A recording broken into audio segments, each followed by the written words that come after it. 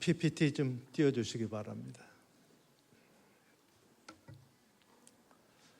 다음 세대에 대한 절박감이 없어 교회가 안 바뀐다, 그런 주제로 오늘 첫 강의를 시작하겠습니다.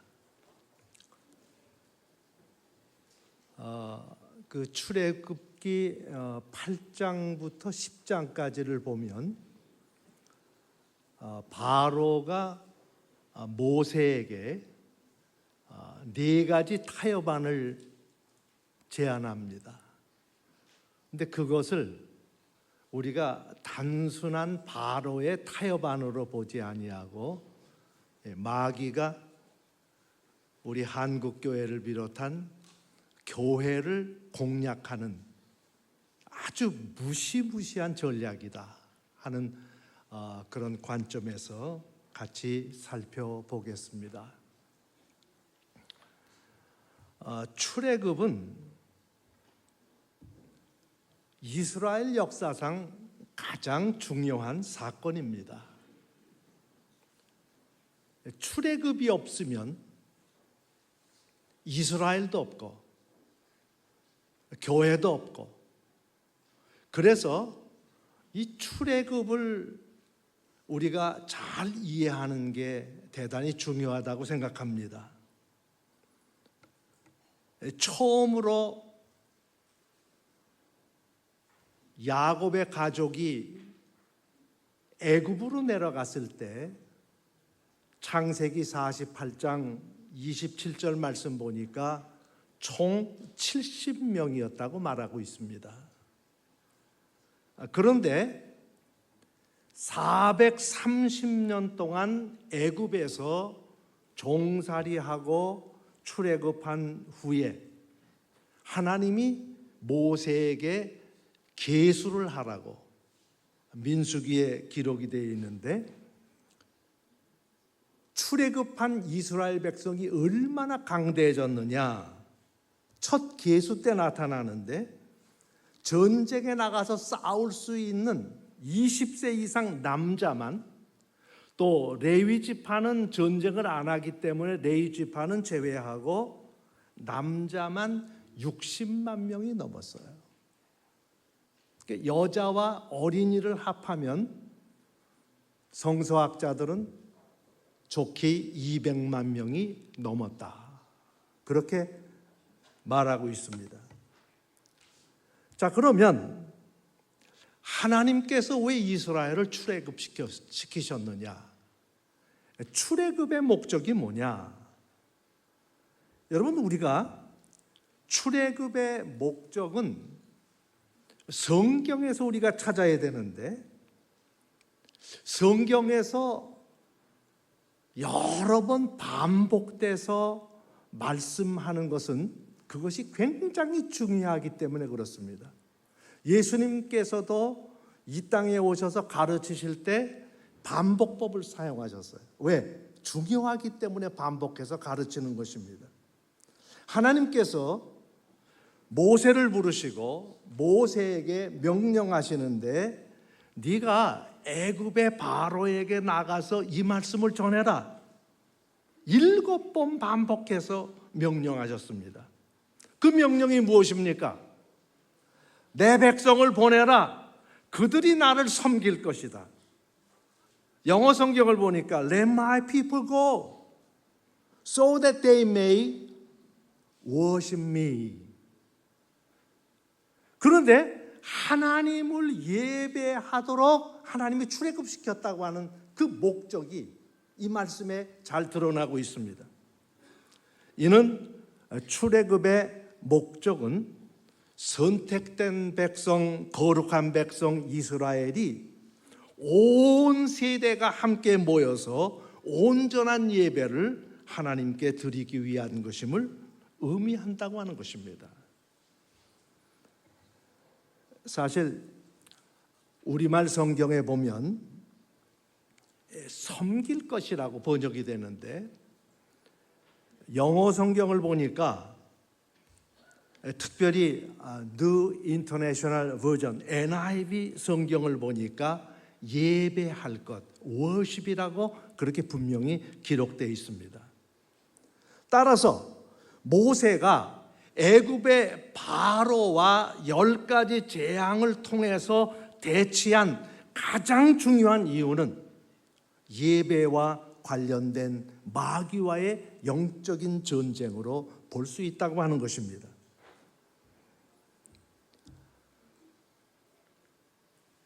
구약적인 관점에서 보면 하나님은 선택된 백성, 거룩한 백성이 온전한 예배를 드릴 수 있도록 그들을 애굽에서 구원해 내셨습니다. 신약적인 관점에서 보면 하나님은 예수 그리스도를 보내셔서 그의 백성이 온전한 예배를 드리도록 교회를 세우셨다고 하는 것입니다. 믿으시면 다 같이 크게 아멘 하시기 바랍니다. 그래서 예배가 중요한 거예요.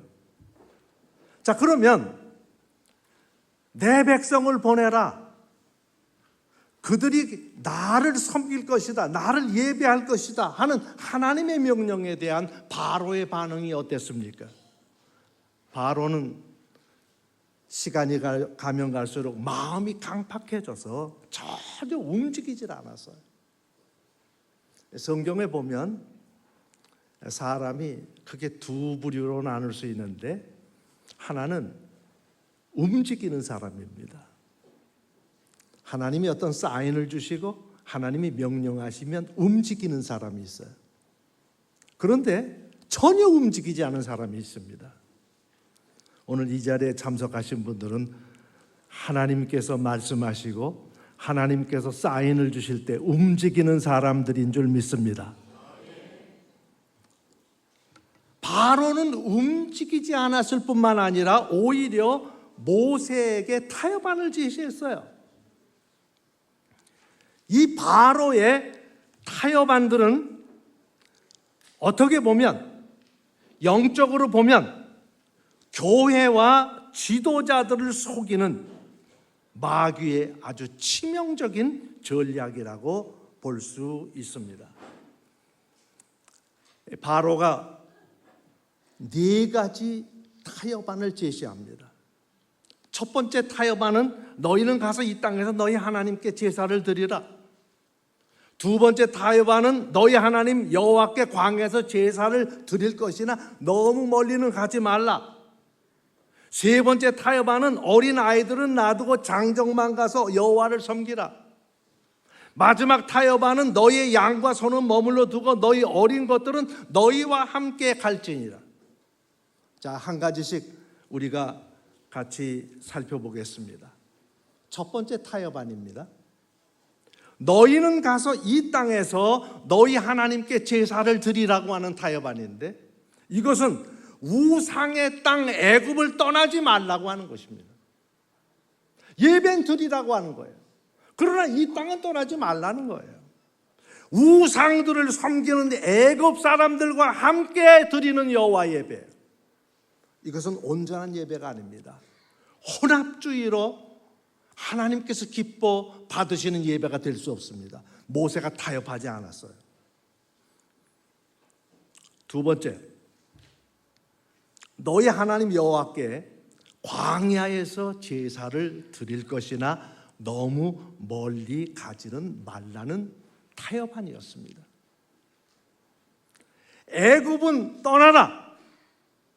그러나 언제라도 다시 돌아올 수 있도록 가까운 곳에 머물러서 너희 하나님 여호와를 예배하라고 하는 달콤한 타협안이었어요. 이거 보통 사람 같으면, 야, 우리가 애굽을 떠나서 광야에 가서 예배 드릴 수 있으니 얼마나 좋으냐, 할렐루야 하고 거기 머물 수 있었어요. 그러나 모세는 영적인 사람이었습니다. 타협하지 않았습니다. 이 타협안은 양다리를 거치고 신앙생활을 하는 것입니다. 몸은 성막 회막에 있지만 마음은 애굽에 가 있는 예배입니다. 한 다리는 성전 뜰 안에, 다른 다리는 세상에 걸치고 이것도 아니고 저것도 아닌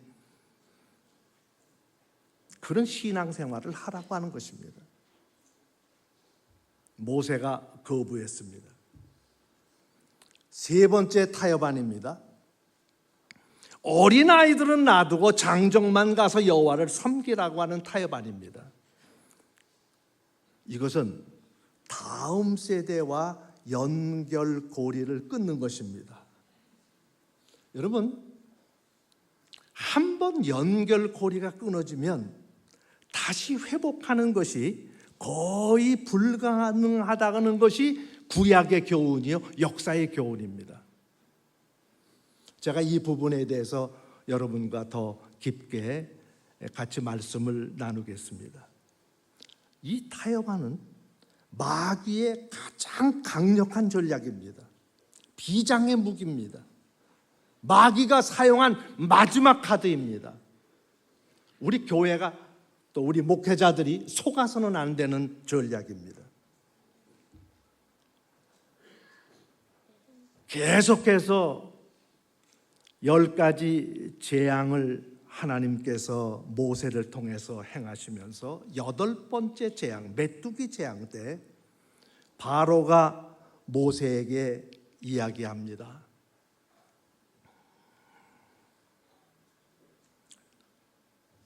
너희 하나님 여호와를 섬겨라.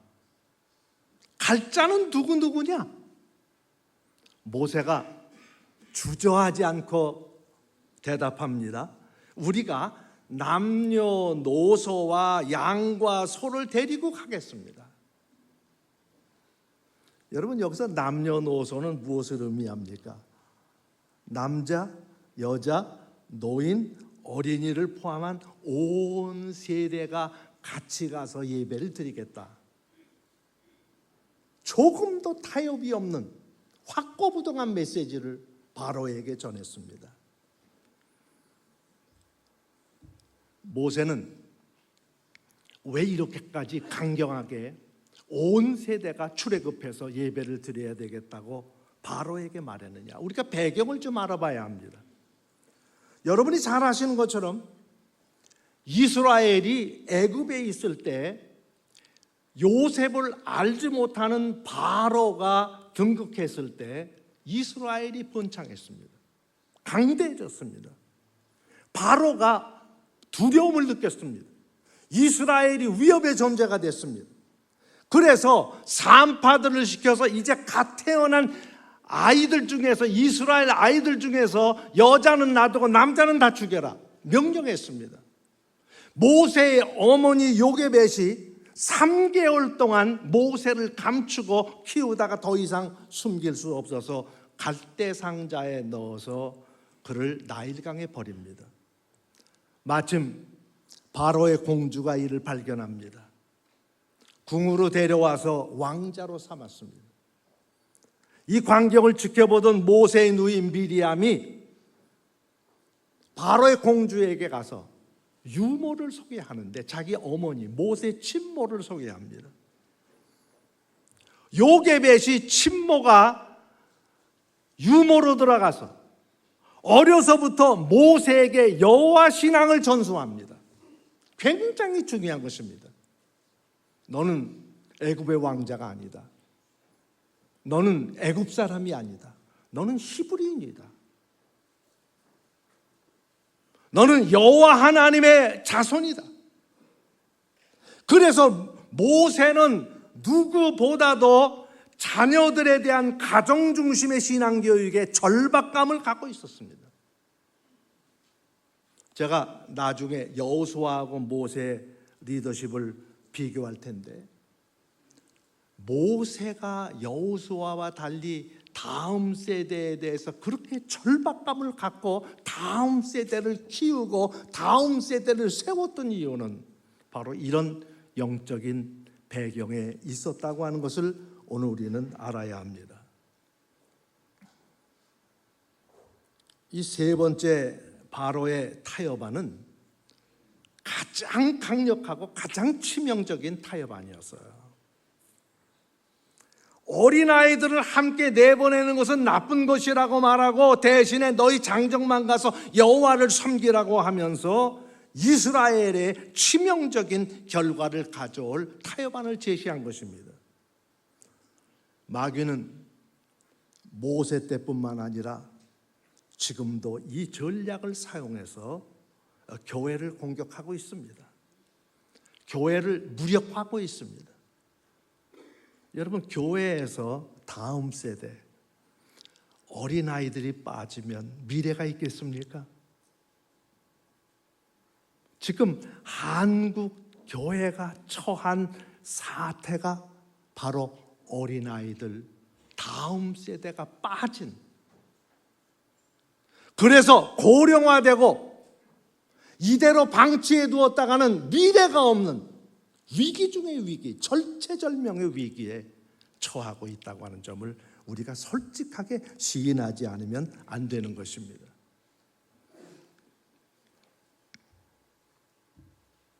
여호수아 때 다음 세대와 연결고리가 끊어지는 치명적인 실수를 여호수아가 범하고,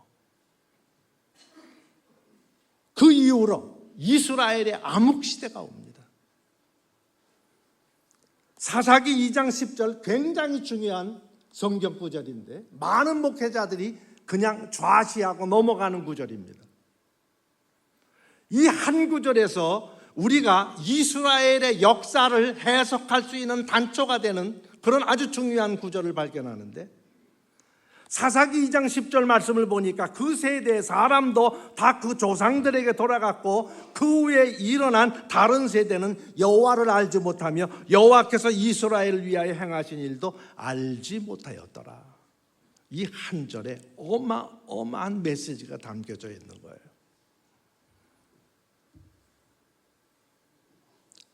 우리가 이 한 구절에 그 세대와 다른 세대라고 하는 두 구절을 대하게 되는데, 그 세대는 어떤 세대입니까? 여호수아 및 그와 함께 가나안에 들어온 세대입니다. 이 세대는 여호와를 안 세대입니다. 여호와께서 행하신 일을 알고 체험했던 세대입니다. 그래서 여호와 신앙, 여호와 예배를 떠날래야 떠날 수가 없었던 세대였습니다. 그런데 다른 세대는 어떻습니까? 그 세대가 여호수아와 장로들이 다 조상들에게 돌아간 후에 일어난 세대였습니다.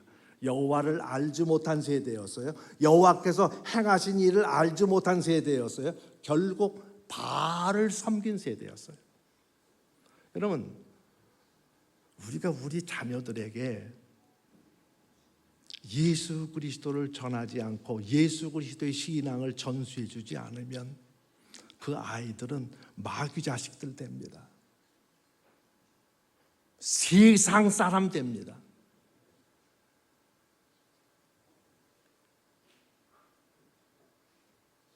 모세와 여호수아가 다른 점이 있었어요. 모세는 자기가 그렇게 꿈에도 소원했던 가나안에는 들어가지 못했지만 여호수아와 갈렙 같은 다음 세대 지도자를 세워서 그들로 하여금 자신이 못다한 일을 완수하게 만들었습니다. 그러나 여호수아는 가나안에 들어갔고 그 땅을 점령했을 뿐만 아니라 각 지파에게 분배까지 한 사역에는 성공한 사람이었을지 몰라도 다음 세대를 세우는 중요한 임무 수행에는 실패한 사람이었습니다.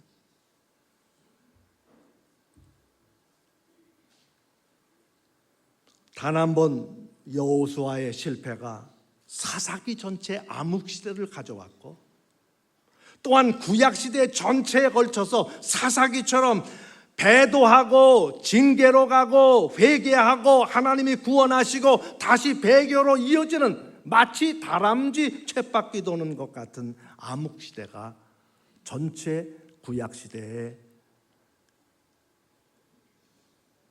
계속해서 일어났다고 하는 점을 오늘 우리는 알아야 합니다. 현재 한국교회 상황이 어떻습니까?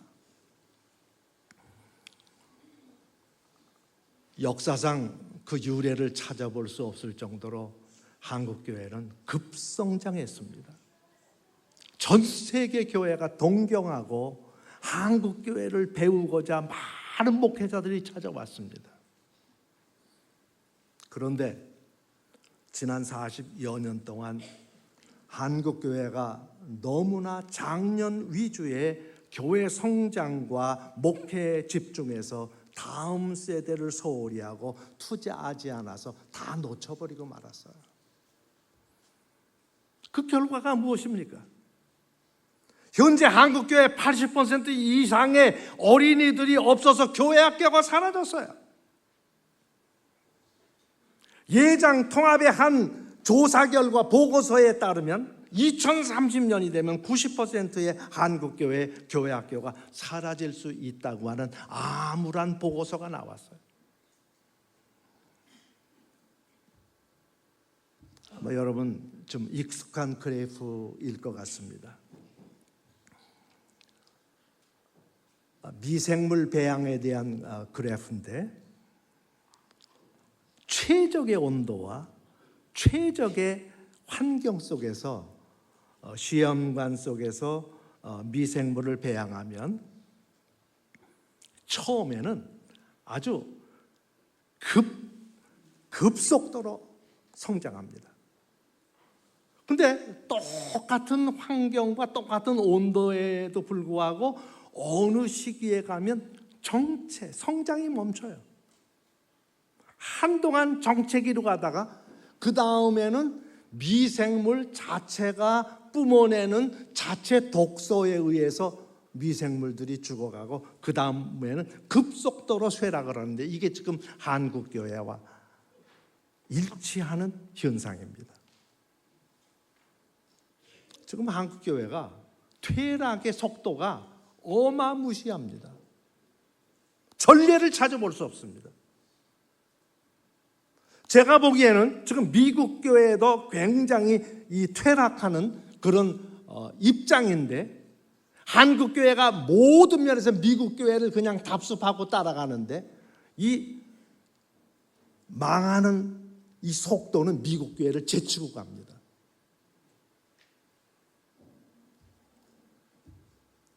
자, 우리가 한번 우리 대한민국 한국에 대해서 한번 살펴보고자 합니다. 전체 인구가 약 5,184만 명입니다. 중위 연령은 46세입니다. 0세부터 14세까지 어린이는 631만 명입니다. 12.1%입니다. 65세 이상은 1,037만 명으로 20%가 넘습니다. 결론은 한국은 점점 고령화되고 있고 지금이야말로 어린이들을 주께로 인도할 마지막 기회일 수 있다고 하는 것입니다. 오늘 이 다음 세대 돌파 컨퍼런스에 참석하신 우리 동역자 여러분들,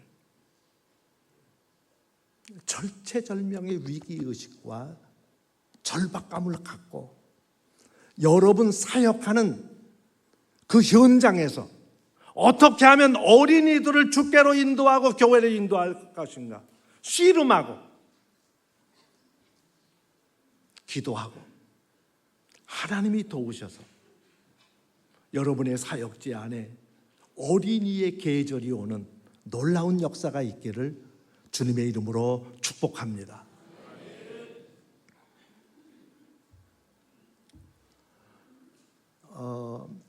목회 데이터 연구소에서 나온 데이터인데 한국교회 고령화 속도가 일반 국민 고령화 속도보다 훨씬 높습니다. 60대, 70대 이상이 한국 일반 국민은 32%인데 한국교회는 52%입니다. 그러니까 한국교회 회중의 대다수가 60대, 70대 이상이라는 거예요. 제가 작년 11월에 부산의 한 교회 초대를 받아서 갔는데 강단에서 설교를 하니까 다 들어오잖아요. 50대다 한 사람이 없는 거예요. 전부 60대, 70대예요. 근데 그 목사님이 예배가 끝나면 목사님 지금 제가 제 목회에서 제일 행복합니다 그러더라고. 진짜 목구멍까지 제가 지금 당신이 그게 말이라고 하느냐 하고 쏴줄래다가 제가 못했어요. 이게 한국교회 목회자들의 의식입니다. 자기 때는 괜찮다. 여러분 그 교회가 교회당 건축하고 60대 70대가 다 한데 50대도 없는데 청년도 없고 어린이도 없는데 앞으로 10년 가면 그 교회가 어떻게 유지되겠습니까?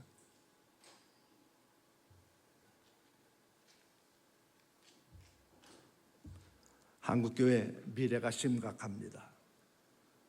한국교회 고령화는 일반 국민 고령화보다 훨씬 높고 교회 성도들 대다수가 60대 70대고 이는 앞으로 15년 후면 이런 교회들은 문을 닫을 수도 있다고 하는 엄중한 경고이기도 하지만 문제는 대부분의 목회자들에게 이런 절박감이 없다고 하는 것입니다.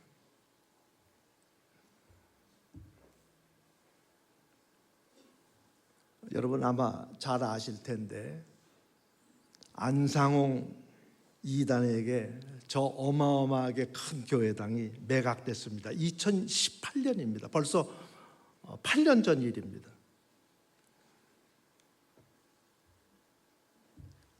다른 이단 하나님의 교회에 팔린 교회당입니다. 지금 시간 관계상 제가 많이 소개 못합니다. 대표적인 것만 소개합니다.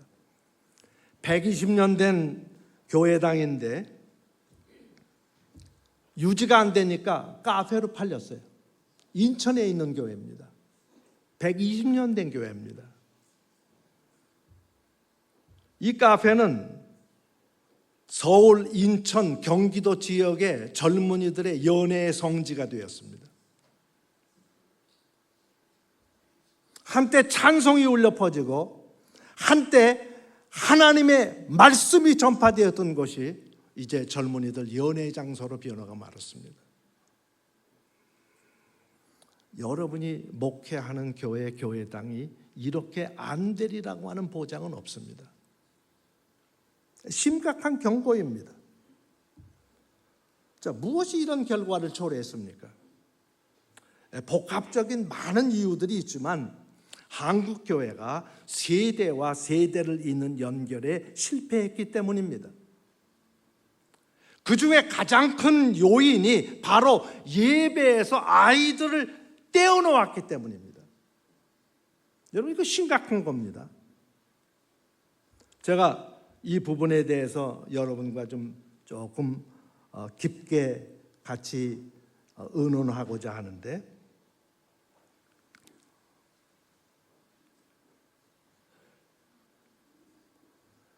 예배는 두 가지 모델이 있습니다.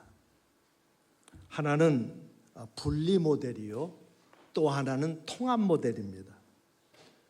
분리 모델은 어른 예배, 장년 예배와 주일학교 또는 교회학교 예배를 분리시킨 것입니다. 통합 모델은 온 세대 예배입니다. 세대 통합 예배입니다. 자, 분리 모델은 1780년 영국에서 로버트 레이크스라고 하는 사람이 문맹 퇴치와 전도의 목적으로 시작한 것입니다. 지금 우리 교회들이 시스템으로 채택하고 있는 교회학교, 주일학교가 이 사람이 1870년 영국에서 시작한 거예요.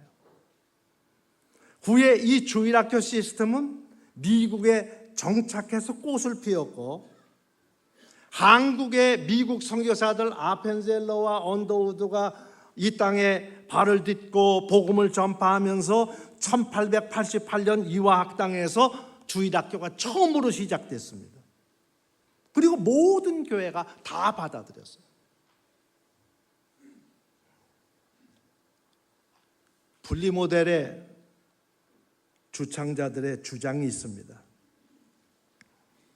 아이들이 예배에 참석해서 그 자리에 앉아서 견딜 수 있는 시간의 한계가 있다고 하는 거예요. 아이들 오래 견디지 못한다는 거예요. 또 아이들이 어른 예배 같이 참석하면 어른들 예배에 방해가 된다고 하는 거예요. 또 아이들은 목사님의 장년 위주의 설교에 대해서 이해가 부족하다고 하는 거예요. 이해 못한다는 거예요. 그래서 연령과 아이들의 지적 단계에 근거한 맞춤 교육이 필요하다. 이게 주일학교 분리 모델 주창자의 주장들이에요. 여러분, 이거 상당히 설득력이 있는 주장들입니다. 그런데 예수님 시대에도 똑같은 생각을 가진 사람들이 있었는데 그게 누구냐? 예수님의 제자들이에요. 여러분 잘 아시는 구절입니다. 마태복음 19장 14절 말씀 보니까 예수께서 이르시되 어린아이들을 용납하고 내게 오는 것을 금하지 말라. 천국이 이런 사람의 것이니라. 여러분 예수님이 제자들에게 이 말씀을 하신 배경을 살펴봐야 돼요. 예수님이 가시는 곳에는 항상 많은 인파가 모였고 거기에는 여인들도 있었고 아이들도 있었어요. 많은 아이들이 있었어요. 근데 제자들이 보니까 예수님이 말씀을 가르치고 계실 때 아이들이 웁니다. 아이들이 떠듭니다. 아이들이 뛰놉니다. 방해가 된다고 생각해서 쫓아버렸어요. 예수님이 그 광경을 보시고 아니다. 아이들이 내게 오는 금하지 말라. 천국이 이런 사람의 것이다. 그렇게 오히려 제자들을 예수님이 꾸중하셨다고 하는 것입니다.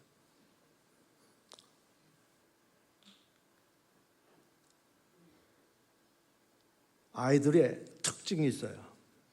아이들은 모이면 웁니다.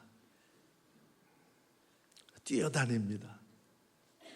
아이들 모이면 시끄럽습니다. 그러니까 어른들이 아이들 야 너네 절로 가 절로 가. 구역 예배를 드려도 다른 방에다 아이들 모아놓고 어른들 조용하게 예배 드려야 되고 하나님 말씀을 잘 들어야 되니까 울고 떠들고 뛰어노는 아이들 다 저들 절로 가고 다른 방 하나 만들어 놔서 따로 예배 드리게 합니다. 아이들이 주인의식이 없어요. 이 교회가 내 교회라고 하는 의식이 없는 거예요. 예수님의 제자들도 당장 아이들이 예수님의 사역에 도움이 된다고 생각하기보다는 방해가 된다고 생각해서 쫓아버린 거예요. 여러분 이게 심각한 상황입니다. 예수님의 제자들이나 우리들의 생각이 똑같다고 하는 거예요. 자, 그러면 세대 통합 예배, 온 세대 예배, 통합 모델의 이점이 무엇입니까? 여러분 아이들을 어른들과 부모들과 함께 모아서 같이 예배드리면 아이들이 얼마 가지 않아서 시간의 한계를 극복하는 영적 훈련을 받게 되고 아이들이 정착하게 됩니다. 이게 대흥교회 모델, 당진동일교회 모델, 김천 더세움교회 모델, 지금 한국교회 안에 통합예배를 드리는 교회들이 늘어나고 있어요. 할렐루야. 여러분 교회에서 그거 시작해야 돼요. 아이들이 예배의 수동적인 참여자가 아니라 능동적인 참여자로 성장하게 됩니다.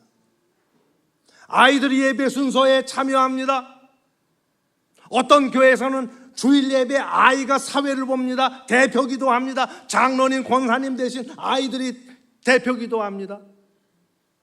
아이들이 성경을 암송해서 성경을 봉독합니다.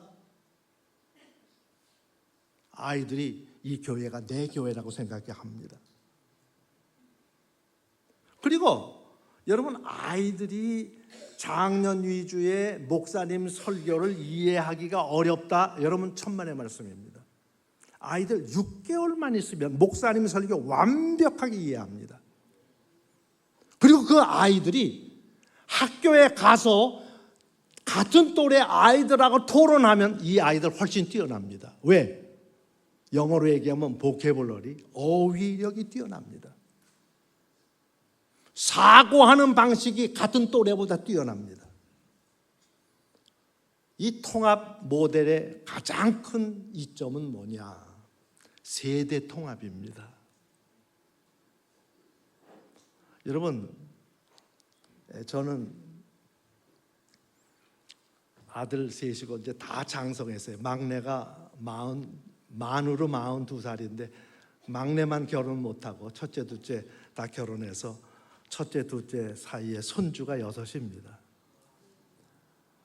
근데 작년 크리스마스 때 이제 같이 한 온 가족이 모였는데, 야, 아이들 너희들 울고 그러니까 거기 이제 뭐 갓 태어난 아이들 막내 저 손주도 있는데, 걔는 뭐 그냥 저 우유 먹고 토하고 그 비싼 카펫에다 다 토하고 울고 뭐 그냥 때도 안 가리고 울어요.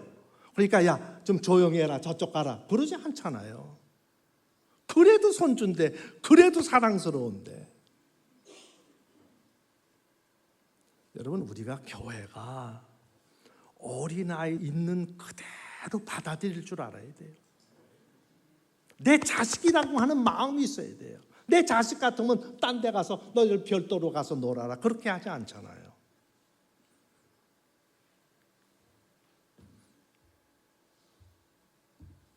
제가 한 2년 전에 당진 동일교회 온세대 예배에서 설교를 했는데 40분 설교를 했습니다. 저 여자아이가 저 자세로 조금도 미동하지 않고 제 설교를 40분 동안 경청을 했어요. 이순 목사님이 하도 신기하니까 저 아이만 쳐다보고 있다가 저 사진을 찍어서 저한테 보낸 거예요. 저 아이가 어떤 어른보다 제 설교를 더 잘 듣고 잘 이해를 했습니다. 예배 끝나고 가서 제가 하도 기특해서 안아줬어요.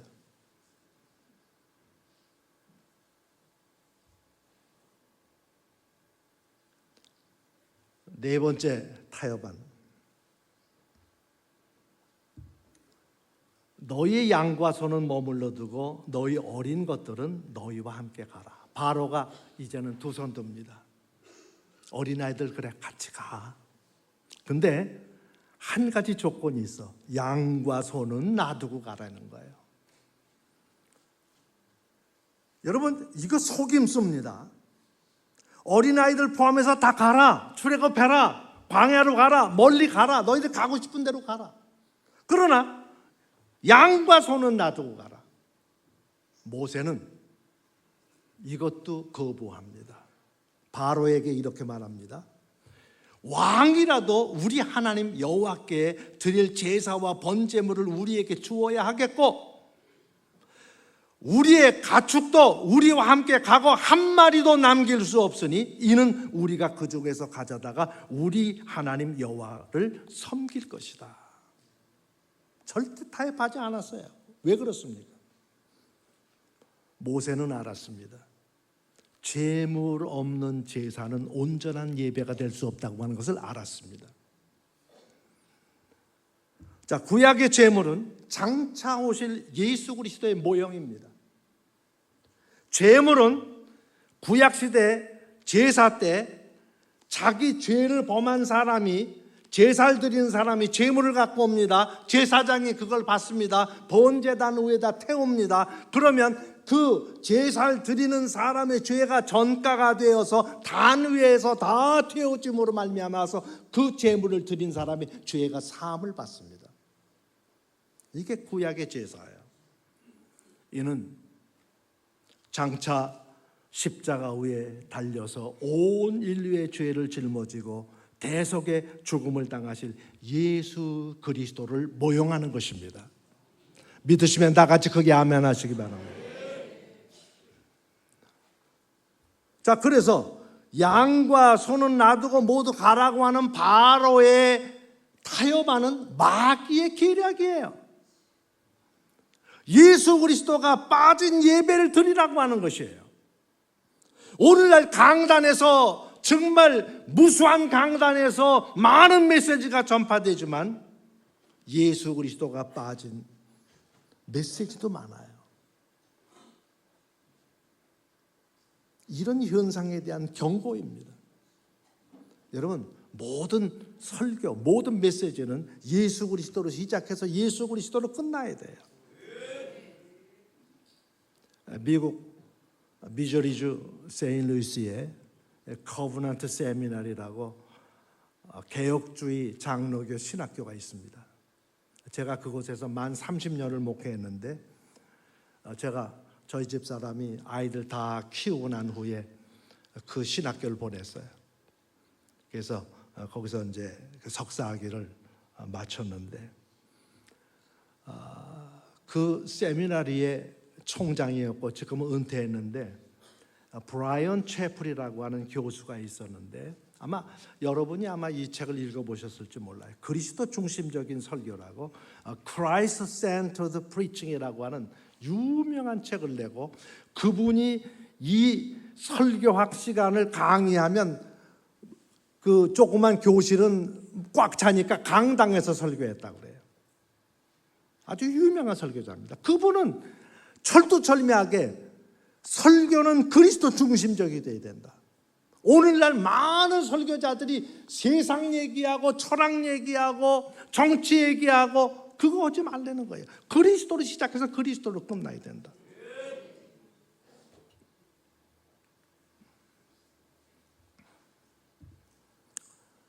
가장 심각한 것이 예수 빠진 교회와 예수 빠진 신앙교육입니다. 지난 40여 년간 한국교회는 다음 세대 신앙교육에 실패했습니다. 특별히 중직자들조차도 대학 입시 준비하라고 아이들을 교회 대신 학원으로 인도했어요. 아이들의 삶에 있어서 우선순위를 예수 따르는 것, following Jesus, 예수의 제자 되는 것보다도 먼저 좋은 대학 가고 좋은 직장에 들어가서 돈 많이 벌어라, 서세상에서 성공해라, 이거 먼저 택하도록 인도했다고 하는 것입니다. 결국 예수가 빠져버린 가짜 교인들로 교회 중직자들조차도 그렇게 만들었다고 하는 거예요.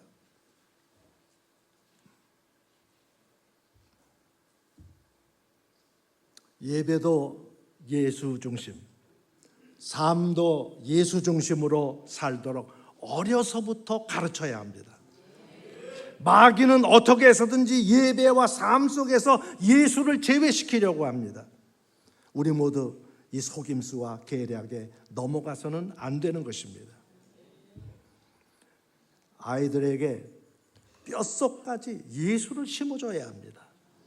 아이들이 교회에 나와서 예배 드리는 것만으로 만족해서 안 됩니다. 철저하게 예수를 인격 대 인격으로 만날 수 있도록 인도해야 하고, 말씀 교육과 기도 훈련으로 성령 충만한 아이들로 만들어야 합니다. 철저한 제자 훈련이 필요하고 우리 대흥교회 정명철 목사님이 하시는 일입니다. 제가 작년에 이 대구 컨퍼런스에 와서 월요일 날 그날 했는데, 주일 날 대형교회에서 말씀으로 섬겼습니다. 아이들이 얼마나 예배 집중하고 훈련이 잘 됐는지, 정말 여러분들이 이 대형교회에 오셔서 어떻게 어려서부터 아이들을 철저하게 제자 훈련시키는지 배워야 합니다. 오늘 오후에 그런 사례에 대해서 말씀해 주시리라고 믿습니다. 예배 통합 모델, 온 세대 예배, 통합, 세대 통합 예배, 이것은 유대인들이 하는 일입니다.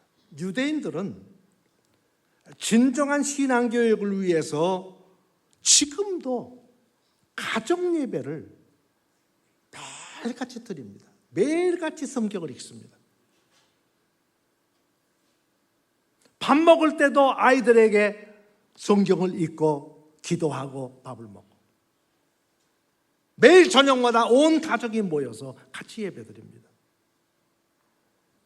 주일 통합예배, 온세대 예배 아이들이 더 이상 구경꾼과 방관자가 아닌 능동적인 참여자, 참 예배자로 우리가 만들어야 합니다.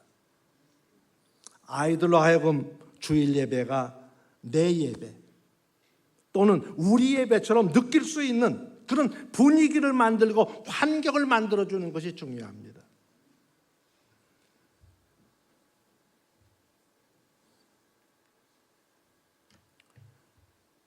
그저께 주일날 광주 진월교회에서 세대 통합 예배에 제가 설교를 했는데 어른들과 청년들이 찬양팀이 나와서 찬양을 하는데 저 옆에서 드럼을 치는 사람이 있었는데 가만히 보니까 아이예요. 그래서 제가 설교하러 단에 올라와서 맨 앞자리에 앉았기 때문에 몇 학년이냐 물어봤더니 6학년이래요. 그게 14 세대예요. 너무 기뻤어요. 그러니까 저 아이는 전심으로 드럼을 치면서 찬양하고 그 예배의 능동적인 참여자가 되어서 이 예배가 내 예배다, 이 교회가 내 교회다 하는 의식을 가졌어요. 저는 오늘 좀 목사님하고 사모님 오시겠다고 저한테 말씀을 했는데 오셨는지 모르겠습니다. 목사님이 교회당을 이쁘게 건축을 하셨어요. 그런데 그 교회당 주변에 보니까 고층 아파트들이 있는데 30대, 40대 세대들이 많이 산다고 그래요. 근데 교회당이 신축이 되고 났는데 30, 40 세대들이 교회들 안 나온다는 거예요. 나와도 몇 번 참석했다가 안 나온대요. 그래서 목사님이 결단을 내렸어요. 자기가 은퇴할 나이가 아님에도 불구하고 조기 은퇴하고 젊은 목회자 후임자를 청빙해서 그 사람들이 저 30, 40 세대를 품도록 하자. 공동회의려고 다 통과시키고 그래서 다음 주, 그 다음 주에 후보자 두 사람들이 차례로 와서 설교하고 투표하기로 했다고 하는 거예요. 제가 감동을 받았어요. 자, 우리끼리 얘기합시다. 목회자들이 1년이라도 더 하려고 하지.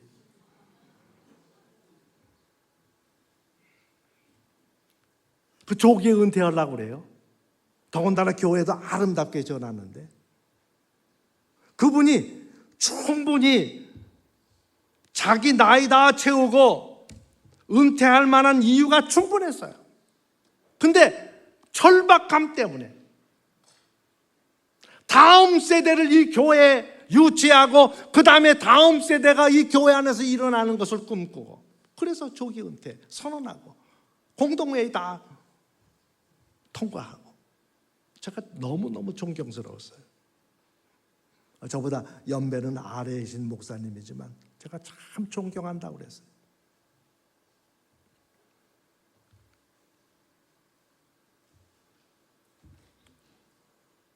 다음 세대 돌파에 걸림돌들이 있습니다. 기성세대입니다. 혹시 여기 장로님들 또 권사님들 오신 분들이 있으시면 잘 들으시기 바랍니다. 기득권층이라고 저는 얘기합니다. 교회에 기득권층이 있어서 안 됩니다. 자기들만의 놀이터를 빼앗길까 보아 경계하고 다음 세대를 외치는 목회자에게 반대 목소리를 높입니다. 여러분, 교회가 피어나지 않으면 교회는 소망이 없습니다. 또 목회자들 가운데 일부 지도자들의 근시안적인 안목이 걸림돌입니다. 자기 세대에는 교회가 괜찮고 목회가 괜찮다고 하는 안이한 생각이 발목을 잡습니다. 지금 아마 여러분의 목회도 여러분 당대에는 괜찮을지 몰라요. 그러나 우리가 장기적인 안목을 갖고 목회를 바라봐야 합니다. 과연 내 이후에도 괜찮을까? 내가 목회하는 가운데도 괜찮을까? 씨름해야 합니다. 이번에 4분의 젊은 목회자들을 제가 초청했습니다. 그 중에 한 분, 제주 행원교회 김유한 목사님은 목사님 아드님입니다. 그 행원교회는 제주시에서 1시간 떨어진 농어촌입니다. 70년 된 교회 부임을 했습니다. 아이 10명이에요. 어른 20명이에요. 그래서 이분이 부임하자마자 깨달은 것이, 내가 이 교회를 목회하는 동안 주일학교가 사라질 수도 있다. 내가 목회하는 동안에 이 교회가 사라질 수도 있다. 그런 절박감 때문에 자기 집에 아이들을 모았어요. 사모님이 계속해서 밥 해주고 라면 끓여 먹으면서 아이들을 모았어요. 팬데믹이 왔습니다. 들락날락 센터, 영어로 얘기하면 인앤아웃 센터인데, 신명기에 나오는 말씀처럼 들어가도 복을 받고 나가도 복을 받고 들락날락 센터를 만들어서 6억 예산을 세웠다가 13억을 들여서 다 짓고 최신식 실내 놀이터를 만들어서 지금 매일같이 아이들이 그곳에 와서 순서 대기를 하고 그렇게 하면서 아이들을 모았어요. 지금 아이들이 120명, 어른 120명 모이는 교회가 됐습니다. 여러분에게 큰 도전이 될 줄 압니다. 그 절박감이 그런 사역을 만들었다고 하는 것입니다. 여러분, 이번 컨퍼런스를 통해서 간절함과 절박감을 여러분이 갖고 목회지로 돌아가서 여러분 교회를 변화시키고 여러분 교회가 다음 세대 중심적인 그런 교회와 목회로 변화되기를 주님의 이름으로 축복합니다. 여러분, 역사를 바꾼 사람들의 경우는 절대적으로 이 간절함과 절박감이 필요하고, 그리고 어떤 경우에는 자기가 하고자 하는 일에 미쳐야 돼요. 제가 좀처럼 제 간증을 안 하는데 하나만 하고 제 강의를 마치도록 하겠습니다. 몇 달 전이에요. 저는 좀처럼 잠꼬대를 안 하는데 아침에 일어났더니 저희 아내가 제게, 목사님 간밤에 잠꼬대를 심하게 했어요. 그래요. 그게 무슨 잠꼬대를 했냐 그랬더니, 목사님이 영어와 한국말로 414 윈도우 강의를 하더래요. 그래서 뭐 잠꼬대 한다고 그래서 좀 무슨 핀잔 들을까 생각했다가, 그래도 414 윈도우 강의를 영어와 한국말로 했다고 그래서 그래도 괜찮았어요. 사실 저는, 제가 솔직하게 여러분에게 말씀드리는데, 저는 어린이에 미친 사람입니다. 자나깨나 어린이 생각하고 어떻게 하면 다음 세대가 교회 안에 충만할 것인가, 여기에 목매고 사는 사람입니다. 여러분, 미치면 변화됩니다. 여러분, 한번 다음 세대 한번 미쳐보세요. 오늘 미친 사람들이 나와서 여러분에게 사례를 말씀드릴 것입니다. 다음 세대에 지금 투자하지 않으면 이전 세대들의 모든 노력과 성취는 물거품이 되고 맙니다. 그 PPT 제일 마지막 거 하나 좀 띄워주시고 제가 마치도록 하겠습니다.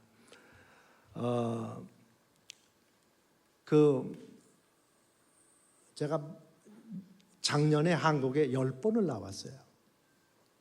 제가 한국에 나올 때마다 혹시 여러분 교회에서 지역교회 맞춤 414 윈도우 세미나를 열길 원하시면 제 연락처가